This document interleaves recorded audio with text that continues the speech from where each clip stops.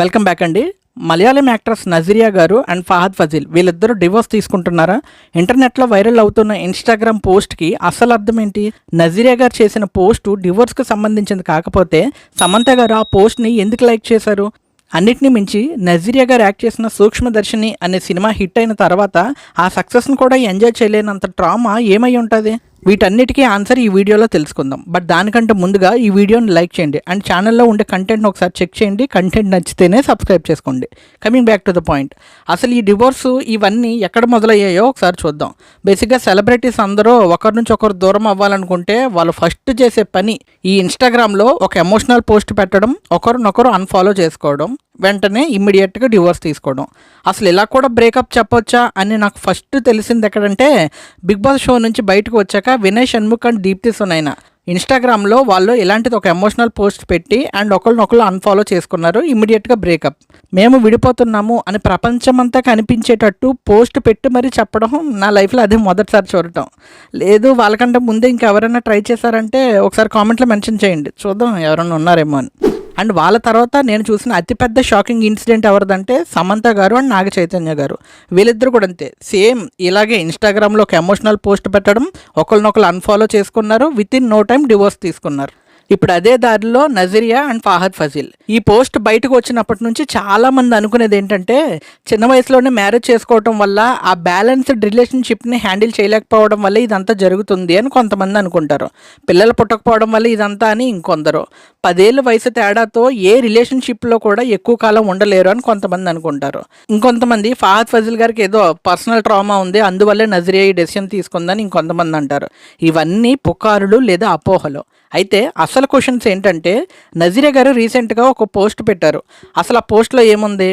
నా movie hit అయినా కూడా నేను ఎవరి కాల్స్కి రెస్పాండ్ అవ్వలేదు, ఎటువంటి ఎంక్వైరీ కాల్స్కి అప్రిషియేషన్ కాల్స్కి రెస్పాండ్ అవ్వలేదు, 6 months నుంచి ఒక పర్సనల్ బ్యాడ్ ఫేస్లో ఉన్నాను, కొన్ని కఠినమైన పరిస్థితులను ఎదుర్కొంటున్నాను, అందువల్లే సోషల్ మీడియాకు దూరంగా ఉన్నాను, అందుకు సారీ, త్వరలోనే నేను మళ్ళీ ఎప్పట్లో యాక్టివ్గా ఉంటాను అని పోస్ట్ చేశారు.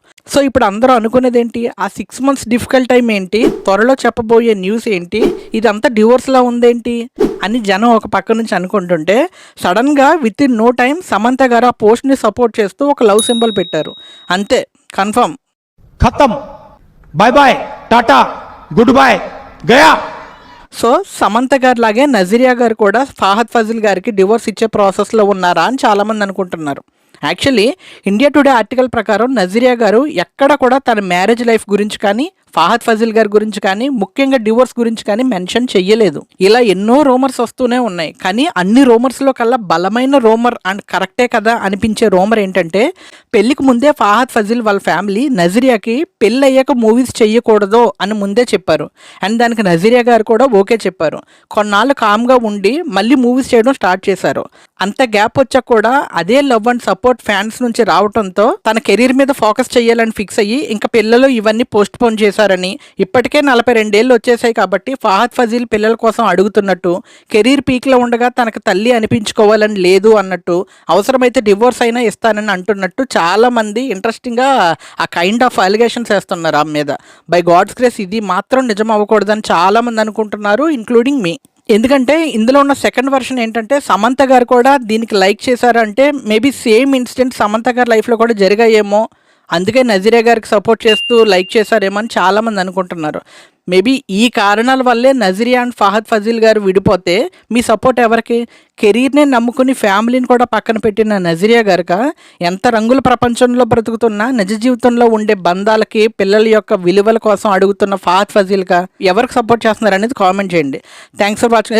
మర్చిపోయాను, ఈ వీడియో చూసిన చాలామందికి ఎరా నీకు ఈ వీడియో చేయడానికి ఇంతకు మించి మంచి విషయాలు ఏం దొరకట్లేదా, సమాజంలో ఎన్ని విషయాలు జరగట్లేదు అని అనుకునే వాళ్ళందరికీ నా రిక్వెస్ట్, కట్టుకున్న భర్తలే వాళ్ళ భార్యలని సంవత్సరానికి 10,000 చొప్పున రెంట్కి వేరే మగాళ్ళకి ఇచ్చేస్తున్నారు. సొంత తల్లిదండ్రులే వాళ్ళ 8 ఏళ్ల పిల్లల్ని డబ్బున్న మగాళ్ళకి అమ్మేస్తున్నారు, అది కూడా లీగల్గా. అది ఎలా అనేది ఒక వీడియో చేసాము, ఈ వీడియో ఎండ్లో ఇస్తున్నాను. సో దయచేసి క్లిక్ చేసి చూసి సపోర్ట్ చేయండి అండ్ కామెంట్ చేయడం మాత్రం మర్చిపోకండి, because your opinion matters a lot for us. This is J signing off from now to talks. Thank you.